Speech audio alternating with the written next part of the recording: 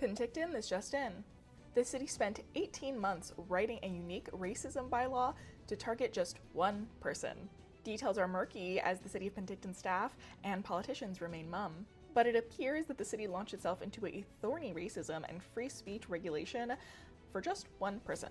The city spent more than a year researching a unique bylaw that would allow Penticton bylaw officers to write tickets for public racism and discrimination.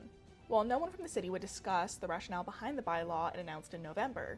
The head of a local immigrant services organization said that it was done at their request, because one person was shouting racial epithets at their clients for months. Cherry Fernandez, executive director of the South Okanagan Immigrant and Community Services, is quite happy to have cooperation from the city now.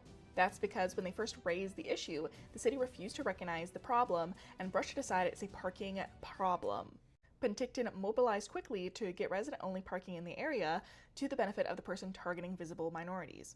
According to Fernandez, it started in the spring of 2023 when one Van Horn Street resident, whom she did not name, began targeting people parking on that street. Fernandez said only non-white people were harassed, fielding racial slurs, and told to go back to their countries. She said that the nonprofit met with the city multiple times, joined by RCMP at least once, to discuss the issue. For her, it was a safety concern for immigrant clients and their staff, while the response from the city was dismissive and dealt with it as a parking dispute. They thought that the racial discrimination would cease once the parking issue was resolved, she said, but it didn't resolve it.